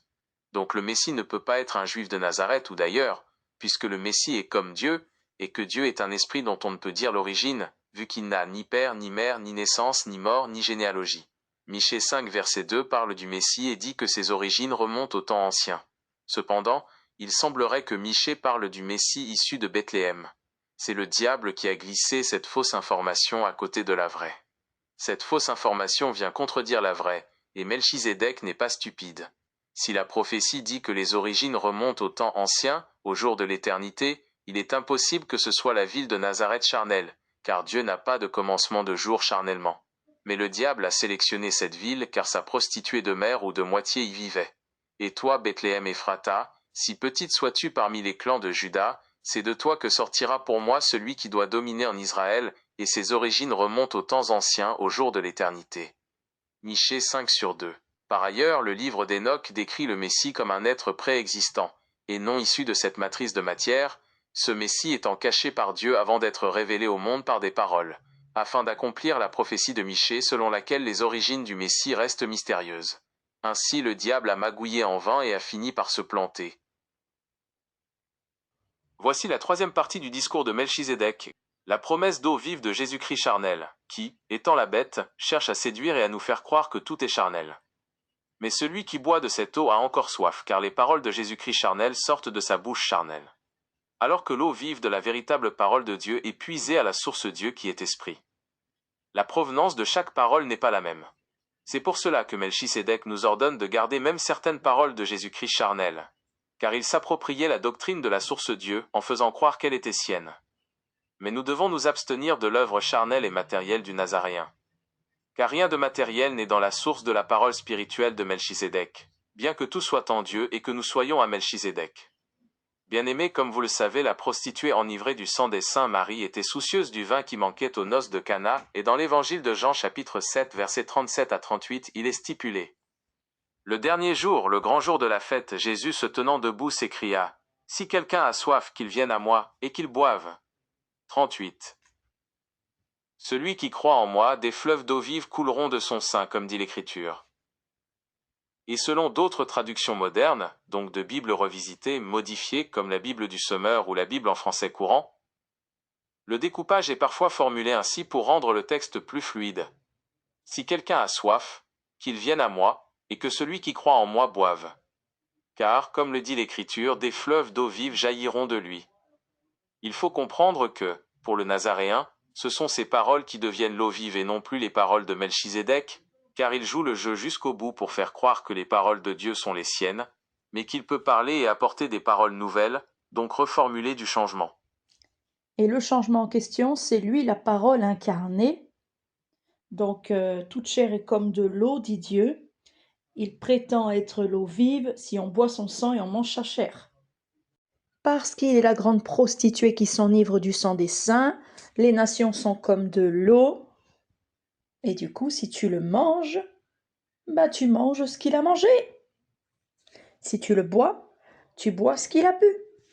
Effectivement, hein, des fleuves d'eau vive, donc les nations couleront dans son sein, parce qu'en mangeant la bête, qui elle-même a mangé les nations, ben voilà ce qui coule dans ton sein.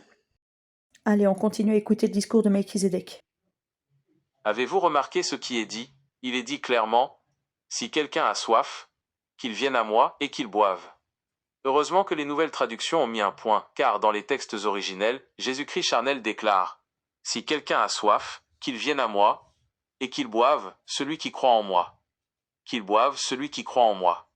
Qu'il boive, celui qui croit en moi. » La prostituée s'enivre du sang des saints. Les saints sont ceux qui croient en Dieu et se laissent tromper, puis se font massacrer par la bête, qui boit leur sang et se nourrit de leur chair. Tous ne sont pas de mes brebis, dit Melchizedek. Les enfants de Marie, par exemple, étaient des incroyants vivant dans les prostitutions de Nazareth. C'est pour cela que Nathanaël, dans lequel il n'y avait point de fraude, car Jésus-Christ charnel, le diable, rôdait autour de lui, lorsque mon serviteur, tout comme son père Abraham, méditait sous un figuier, savait qu'il ne pouvait rien venir de bon de Nazareth, car Marie, la grande prostituée, y vivait et avait enfanté une race impie, la postérité du serpent. Donc de Jésus-Christ charnel, c'est lui le serpent élevé en croix. Marie n'enfanta rien de Joseph, car la semence de lumière n'est pas semée dans les ténèbres. Ils ont profité du vieux charpentier, mais l'Éternel ne leur a pas laissé de victoire sur les enfants de Jacob.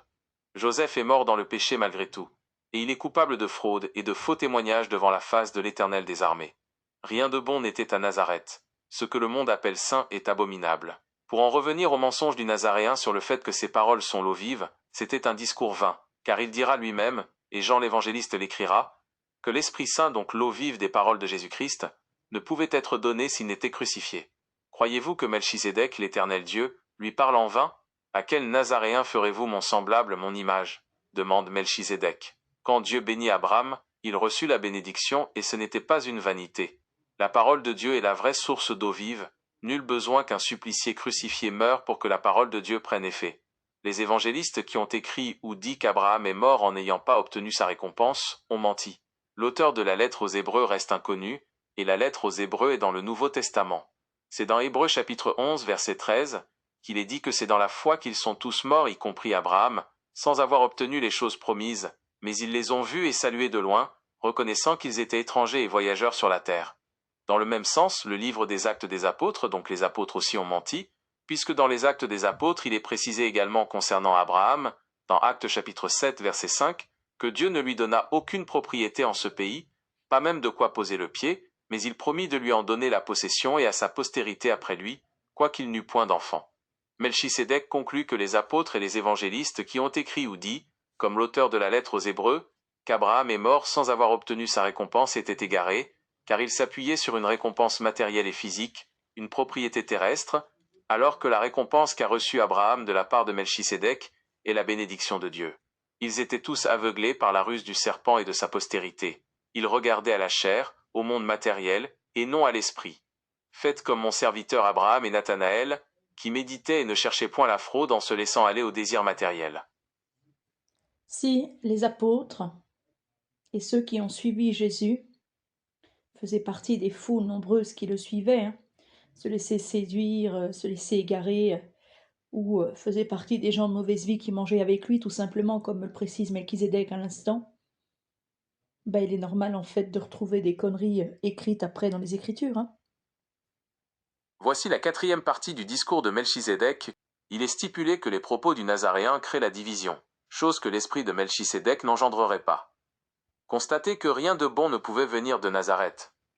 Certains disaient qu'il était prophète ou le Christ, tandis que d'autres objectaient, étant un peu plus conscients que le Messie est comme Dieu, et ne pouvait pas venir du nid de vipère, du repère de la bête, la ville impie et abominable de Nazareth.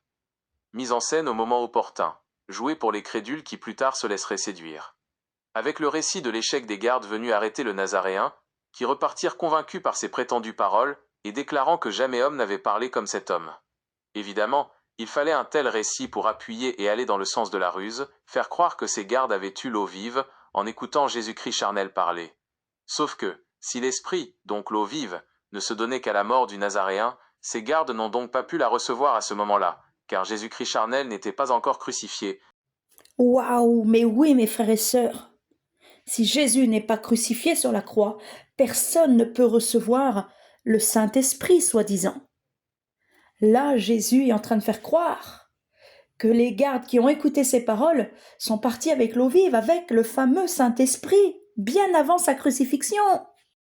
Pardon, excusez-moi pour cette coupure, on va réécouter. Certains disaient qu'il était prophète ou le Christ, tandis que d'autres objectaient, étant un peu plus conscients que le Messie est comme Dieu, et ne pouvait pas venir du nid de vipère, du repère de la bête, la ville impie et abominable de Nazareth. Mise en scène au moment opportun, jouée pour les crédules qui plus tard se laisseraient séduire.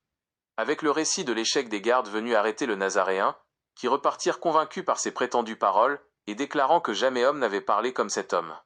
Évidemment, il fallait un tel récit pour appuyer et aller dans le sens de la ruse, faire croire que ces gardes avaient eu l'eau vive en écoutant Jésus-Christ charnel parler. Sauf que, si l'esprit, donc l'eau vive, ne se donnait qu'à la mort du Nazaréen, ces gardes n'ont donc pas pu la recevoir à ce moment-là, car Jésus-Christ charnel n'était pas encore crucifié, mais prêchait ou enseignait les foules. Lui qui dit de ne pas donner ses perles aux porcs et aux chiens, enseignait dans la synagogue de Nazareth, la ville corrompue et impie, et ils ont osé prétendre que des gardes avaient reçu les paroles de la vie éternelle. Luc, chapitre 4, verset 16, précise « Il se rendit à Nazareth, où il avait été élevé, et, selon sa coutume, il entra dans la synagogue le jour du sabbat. Il se leva pour faire la lecture.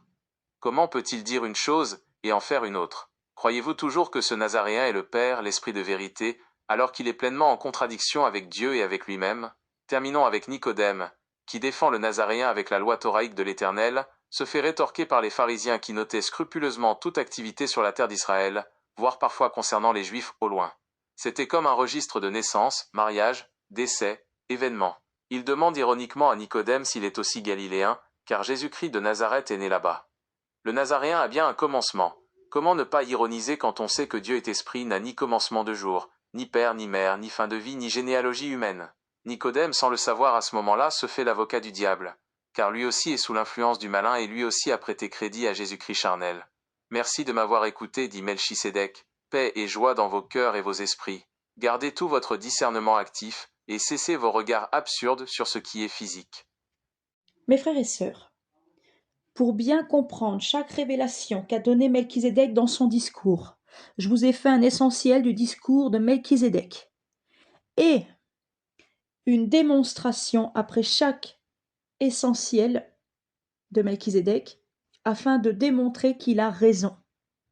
Voici l'essentiel du discours de Melchisédek, structuré en grands points, suivi de la démonstration selon laquelle ses arguments s'appuient rigoureusement sur la logique interne de son texte et les références scripturaires qu'il mobilise. 1. Essentiel, la nature charnelle, provocatrice et divisante du Nazaréen.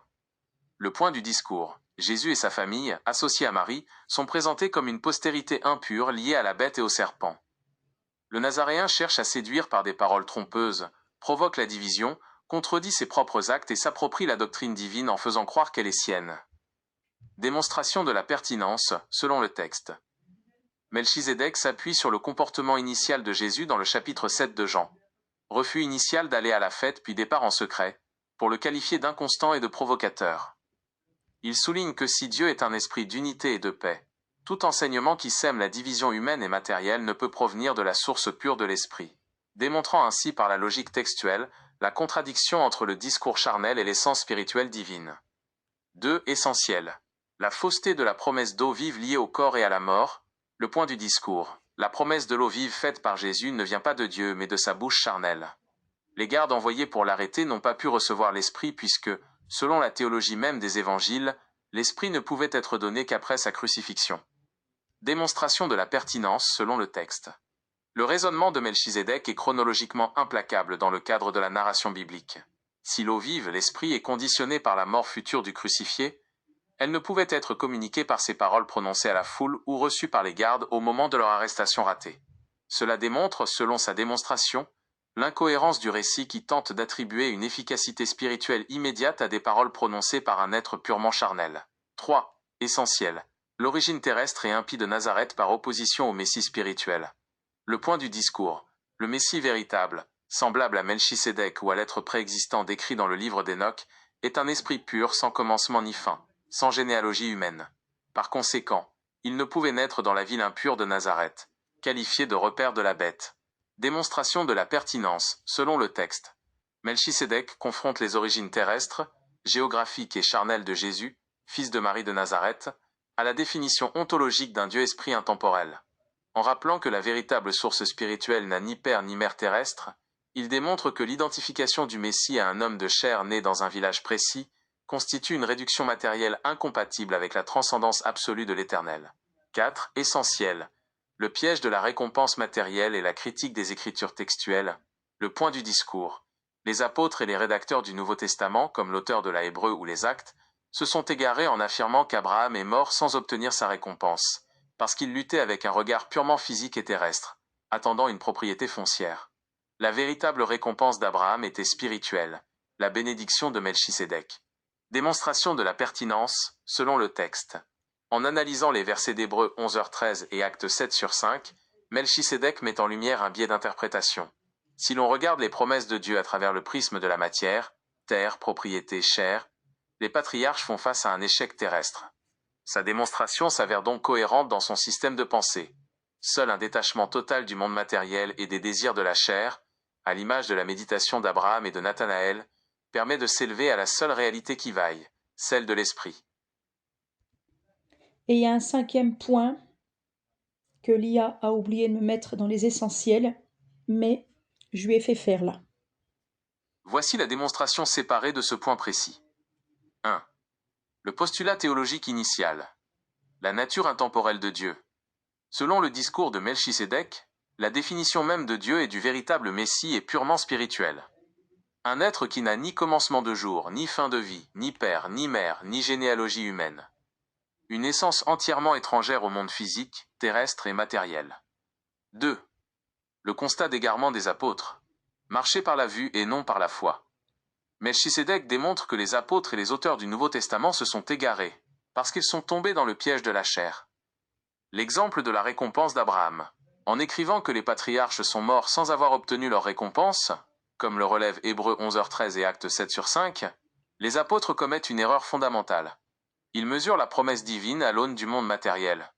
Posséder une terre physique, un pays, des biens concrets ici-bas.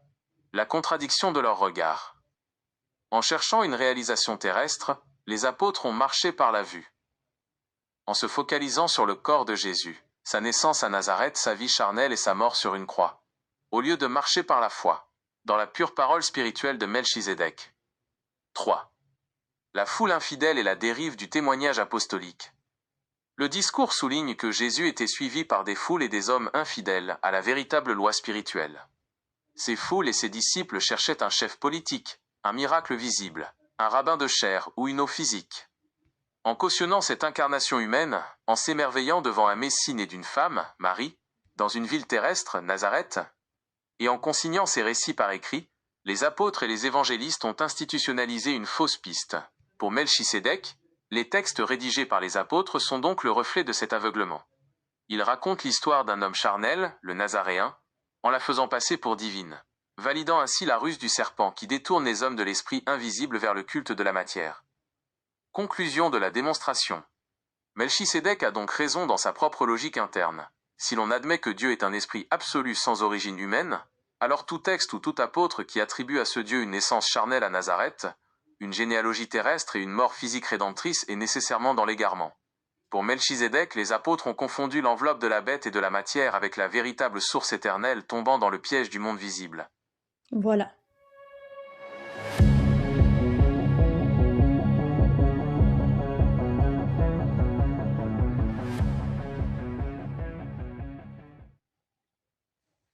Rubrique. Enquête de vérité. Chers frères et sœurs, poursuivons notre démarche de discernement à la lumière du discours de Melchisédek. Dans cette optique, examinons les éléments du récit traditionnel, pour y relever les contradictions fondamentales, en appliquant le principe rappelé par Melchisédek. Dieu est esprit. Il n'a ni père, ni mère, ni commencement de jour, ni fin de vie, ni généalogie humaine, et il ne s'incarne point dans la chair. Voici l'analyse des contradictions majeures. 1. La contradiction absolue de l'incarnation charnelle. Ce que dit la tradition. Le récit présente Jésus comme un homme né d'une femme, Marie, ayant une généalogie terrestre, par Joseph ou par Marie, grandissant dans un lieu géographique précis, Nazareth, et agissant dans un corps de chair soumis à la faim, la fatigue et la mort. Pourquoi c'est une contradiction directe? Selon la vérité proclamée par Melchisédek, Dieu est pur esprit, et n'a ni père, ni mère, ni commencement de jour, ni généalogie humaine. Par conséquent, attribuer à Dieu ou au Messie un corps de chair, une naissance charnelle et une filiation terrestre, constitue une contradiction ontologique absolue. Toute œuvre ou action attribuée à un Jésus-Christ charnel est, par définition, en opposition totale avec l'essence purement spirituelle de l'Éternel. 2. La contradiction de la source de l'eau vive liée à la mort physique. Ce que dit la tradition. Jésus affirme que celui qui croit en lui verra des fleuves d'eau vive jaillir de son sein, tout en enseignant que cet esprit ne pouvait être donné qu'après sa crucifixion et sa mort sur une croix. Pourquoi c'est une contradiction? D'une part, lier la diffusion de la parole divine et de l'esprit à la mort physique d'un homme supplicié contredit l'autonomie absolue de la source divine. D'autre part, si l'eau vive est l'esprit de Dieu, elle ne dépend d'aucune machination matérielle, d'aucun meurtre et d'aucune chair crucifiée. Faire dépendre la vie spirituelle de la mort d'un corps charnel est une inversion qui glorifie la matière et la mort plutôt que l'esprit éternel. 3. La contradiction de la fausse origine du Messie face aux Écritures. Ce que dit la tradition. Les textes situent l'origine et l'enracinement du Messie dans des localités terrestres bien déterminées, Nazareth, Bethléem, lui fabriquant une histoire humaine, un métier de charpentier et un ancrage politique ou social. Pourquoi c'est une contradiction? Les prophéties véritables rappellent que les origines du Messie remontent aux temps anciens, au jour de l'éternité. Un être dont l'origine est éternelle ne peut pas être enfermé dans un registre de naissance ou un village de Galilée. Vouloir ancrer le divin dans le temps, l'espace terrestre et les généalogies humaines est une contradiction flagrante avec la nature intemporelle de Dieu. Conclusion pour les frères et sœurs, toutes ces contradictions démontrent que les récits axés sur le Jésus charnel enferment les esprits dans le monde visible, la matière et la chair. En gardant le regard fixé sur l'esprit de Melchisédek, nous rejetons ces illusions terrestres pour demeurer dans la vérité de la source divine, qui échappe à toute corruption humaine.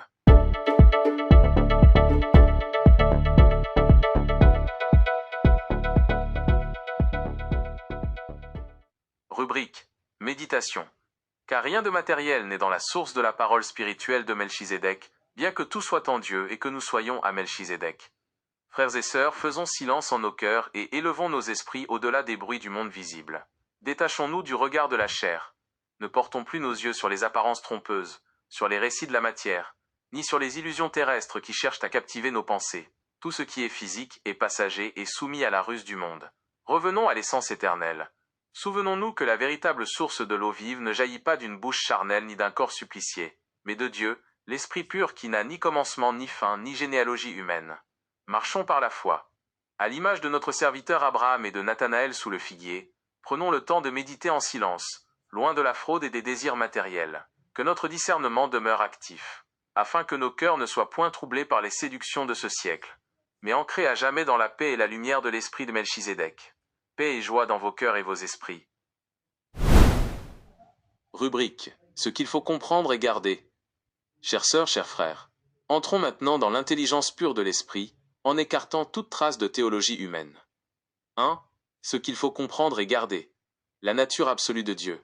Comprenez que Dieu est un esprit pur, totalement soustrait à la matière, qui n'a ni commencement de jour, ni fin de vie, ni père, ni mère, ni généalogie humaine. La suprématie de l'esprit sur la chair. Il faut comprendre que la vérité ne réside pas dans les événements visibles, historiques ou géographiques, comme une naissance à Nazareth ou des actions terrestres, mais uniquement dans la source éternelle de l'esprit. Le discernement des textes. Comprenez que les récits transmis par les hommes, y compris les écrits apostoliques influencés par le regard de la chair, doivent être lus avec un discernement actif pour ne pas confondre les promesses spirituelles de l'Éternel avec des aspirations matérielles ou des propriétés terrestres. 2. Ce qu'il ne faut pas comprendre et ne surtout pas retenir, concernant l'œuvre physique de Jésus-Christ charnel. Ne retenez pas l'incarnation d'un Dieu dans la chair. Il ne faut jamais croire qu'un être de chair, né d'une femme et ancré dans une lignée terrestre, puisse être le Père ou la source spirituelle suprême. Ne retenez pas l'efficacité spirituelle de la mort physique. Il ne faut pas comprendre que l'eau vive ou la vie éternelle dépendent du sang versé, d'un corps supplicié sur une croix ou d'une machination matérielle. Ne retenez pas les actions terrestres du Nazaréen comme des œuvres divines. Toute œuvre physique, tout miracle matériel, tout enseignement lié à un personnage de chair ou à une géographie corrompue, comme la synagogue de Nazareth, doit être rejeté comme une illusion de la matière et une ruse du monde visible. Liste des essentiels à retenir, conseil de Melchisédek. Conseil 1. Élevez votre regard au-delà du monde visible. Cessez de contempler ce qui est physique, car la chair ne profite de rien. Conseil 2. Ancrez votre pensée dans la source pure de l'esprit, sachant que vous appartenez à l'éternité, et non aux généalogies de la terre. Conseil 3. Gardez un discernement actif en tout temps pour ne point vous laisser séduire par les récits qui glorifient la matière et la mort. Conseil 4. Méditez en silence, à l'écart des foules infidèles et des bruits de ce siècle, afin de demeurer ferme dans la vérité de Melchisédek.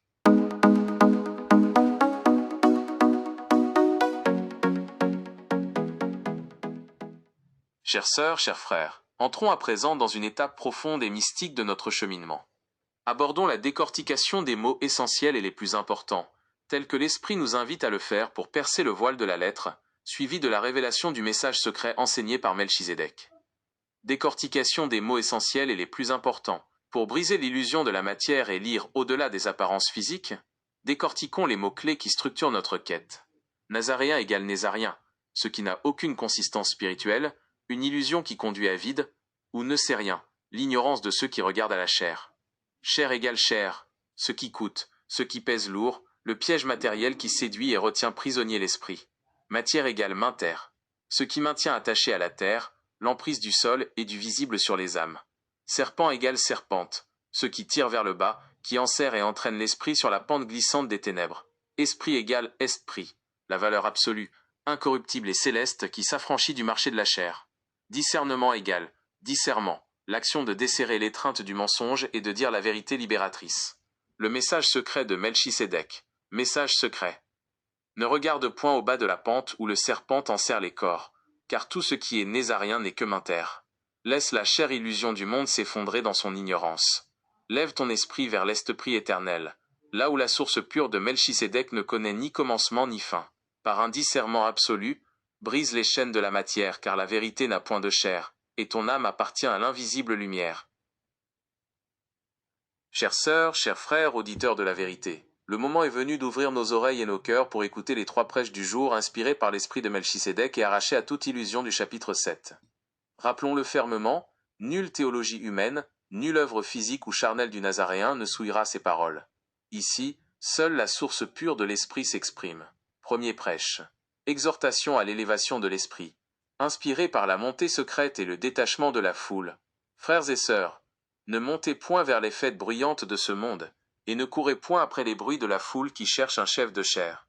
L'exhortation de l'esprit pur vous appelle à élever vos pensées au-delà des apparences et des lieux terrestres. Tout ce qui se voit périt, mais ce qui est en Dieu demeure éternellement.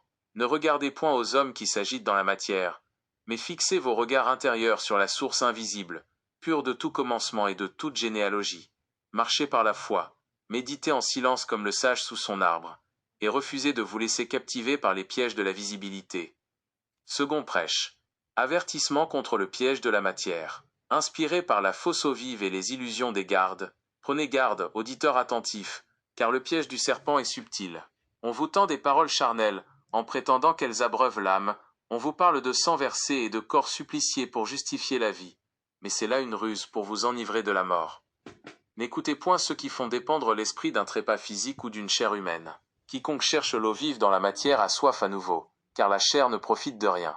Fuyez les faux prophètes du visible, détachez-vous des récits qui glorifient la terre, et ne vous laissez point séduire par les apparences d'un pouvoir terrestre qui n'est que poussière. Troisième prêche, consolation dans la lumière éternelle. Inspiré par la paix et la vérité de Melchisédek, soyez consolés, vous dont les cœurs cherchent la véritable patrie, car votre espérance n'est pas assujettie aux lois de ce siècle corrompu. Vous n'avez ni père ni mère selon la terre qui puisse enchaîner votre esprit, car vous appartenez à l'Éternel, au souverain sacrificateur qui n'a ni commencement de jour ni fin de vie. Laissez les aveugles courir après les ombres et les illusions de Nazareth. Vous, demeurez dans la paix de l'esprit, enveloppés par la lumière incorruptible. Nulle main de la bête ne peut ravir l'âme ancrée dans la source pure. Paix et joie dans vos esprits, car la vérité vous a affranchis à jamais. Chères sœurs, chers frères, auditeurs de la vérité, le moment est venu d'entrer dans notre rubrique Confession et prière. C'est un instant privilégié pour reconnaître nos limites face à l'immensité de l'esprit. Face aux illusions de la chair que nous avons observées dans ce chapitre, prenons conscience de nos petitesses humaines, de ces choses que nous sommes incapables de surmonter sans l'aide de Dieu, afin de placer toute notre confiance en l'Éternel. Nos confessions. Nous confions à l'Éternel Melchizedek notre fâcheuse tendance à prêter l'oreille aux murmures de la foule, nous laissant diviser par les opinions du monde au lieu d'écouter le silence de l'esprit. Nous confions à l'Éternel Melchizedek notre peur face aux autorités de ce siècle et au jugement des hommes, qui nous paralysent et nous empêchent de proclamer la vérité invisible. Nous confions à l'Éternel Melchizedek notre faiblesse qui nous pousse sans cesse à chercher des preuves matérielles, des origines terrestres et géographiques, oubliant que l'éternité n'a ni commencement ni fin. Nous confions à l'Éternel Melchizedek notre aveuglement spirituel lorsque nous jugeons selon les apparences physiques et la vue, plutôt que de marcher par la foi pure. Nous confions à l'Éternel Melchizedek notre incapacité à étancher notre soif intérieure par nos propres forces ou par les eaux trompeuses de la matière, car sans la source véritable de l'esprit, nos âmes demeurent asséchées. Unissons-nous dans la prière, à présent, chers auditeurs. Où que vous soyez, unissons nos cœurs et nos pensées. Faisons silence en nous-mêmes, détachons-nous de toute préoccupation matérielle, et élevons notre voix vers la source éternelle et incorruptible. Loué soit l'Éternel. Loué soit l'Éternel des armées, notre grand prêtre et souverain sacrificateur Melchizedek. Saint Michel Archange, notre défenseur et gardien, Jésus-Christ céleste, parole fidèle, véritable et immuable de notre Dieu, car il est bon et sa miséricorde dure à toujours. Source invisible et intarissable de toute vérité, nous nous tenons devant toi, dépouillés des fardeaux et des illusions de la chair. Élève nos esprits au-dessus des agitations de ce monde, afin que nous ne soyons plus captifs des apparences, ni des mensonges du visible. Abreuve-nous de ton eau vive, celle qui ne jaillit d'aucune source terrestre, d'aucune matière corruptible, mais qui coule éternellement de ton essence pure et sans commencement. Garde-nous de la fraude et de l'égarement, affermis nos pas dans la méditation sereine, loin du bruit des foules, pour que notre discernement demeure éveillé et tranchant, comme une épée de lumière, que ta paix, qui surpasse toute intelligence humaine, enveloppe nos cœurs et scelle nos âmes dans ton royaume intemporel. À toi seul appartiennent la force, la clarté et l'éternité, aujourd'hui et à jamais, dans l'unité parfaite de l'Esprit. Amen.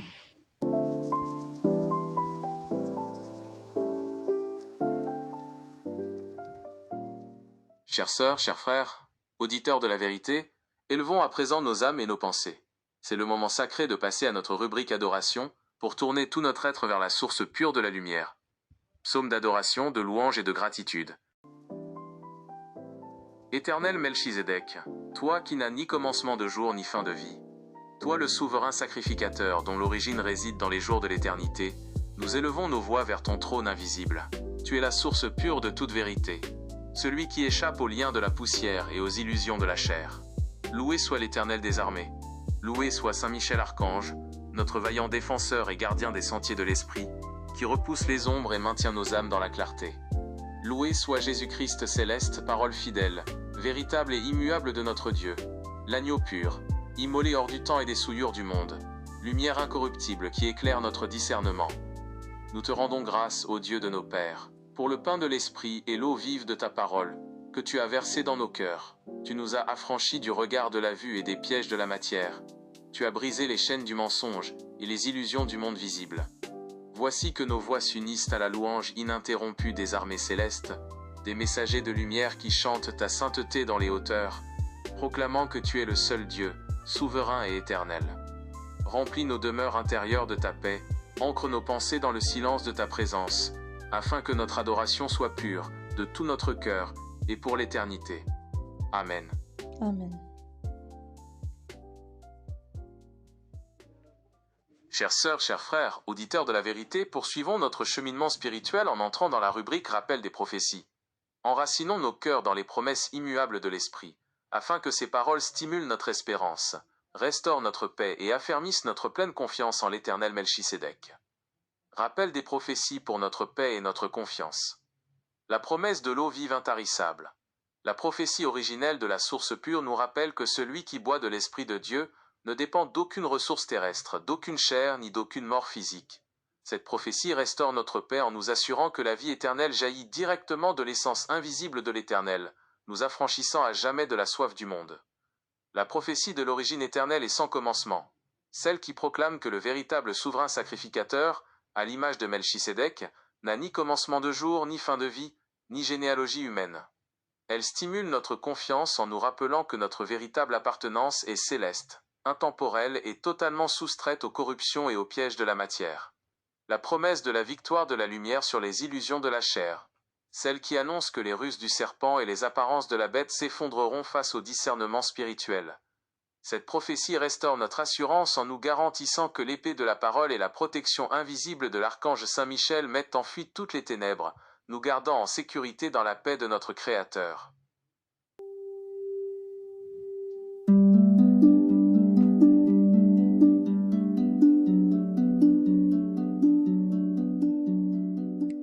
Mes frères et sœurs, c'est l'heure de la petite histoire du soir. Il était une fois, dans un pays traversé de grands vents et de bruits agités, un petit groupe d'enfants qui aimaient s'asseoir en silence sous un grand arbre protecteur. Autour d'eux, les gens de la ville couraient partout en criant, se disputant pour savoir qui tenait le plus beau morceau de terre, ou qui portait le chapeau le plus voyant. Ils regardaient la poussière, se battaient pour des objets fragiles, et disaient que la vie ne tenait qu'à un fil de matière. Mais les enfants, guidés par la douce sagesse d'un vieil ami nommé Melchisédek, avaient appris un autre secret. « Ne regardez point avec les yeux de la chair », leur disait-il souvent.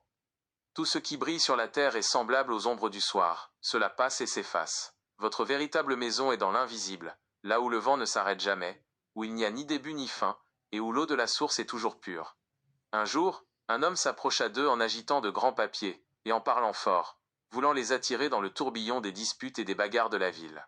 Mais les enfants, se souvenant des conseils de leur maître, se tinrent bien droit dans le calme de leur cœur. Ils prirent l'épée invisible de la vérité, qui est la parole de paix, et la placèrent sur leurs lèvres. « Nous ne marchons point par les yeux, » répondirent-ils d'une voix sereine, « et nous ne cherchons pas l'eau qui s'épuise dans la poussière.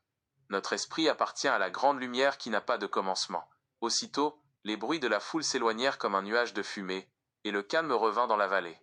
Les enfants levèrent les yeux vers le ciel immense, le cœur léger et baigné de paix, sachant que la vraie lumière est toujours celle qui éclaire l'intérieur de l'âme. Vous êtes à l'écoute de votre radio préférée Joker du Christ. Voici le discours final de Melchisédek. Chères sœurs, chers frères, auditeurs fidèles, nous arrivons au terme de cette émission du Melchisédek Show consacrée à l'étude spirituelle de notre chapitre. Nous vous remercions du fond du cœur pour votre écoute, votre attention et votre fidélité. Discours final de Melchisédek. Mes bien-aimés, vous qui avez ouvert vos esprits au-delà des voiles de la poussière et des bruits de ce monde, écoutez la voix de la sagesse éternelle. Ne laissez point vos pensées s'abaisser vers les illusions de la chair, ni vers les querelles des hommes qui courent après le vent. Vous n'avez ni commencement ni fin dans les registres de la terre, car votre essence prend sa source dans les jours de l'éternité, là où nul homme ne règne et nulle matière ne corrompt. Que le discernement soit votre bouclier et la parole pure votre épée à double tranchant contre toutes les ombres du mensonge. Marchez non par les yeux, mais par la foi inébranlable dans la lumière invisible. Que la paix de l'Éternel Melchisédek, le souverain sacrificateur, enveloppe vos demeures. Que la force de Saint Michel Archange garde vos sentiers. Et que la lumière immuable de la parole céleste demeure à jamais ancrée dans vos cœurs. Paix et joie dans vos esprits. À très bientôt pour la suite de notre marche dans la vérité. Shalom. Joker du Christ, go ho ho. Le Melchisédek Show. L'ordre de Melchisédek. Le Melchisédek Show.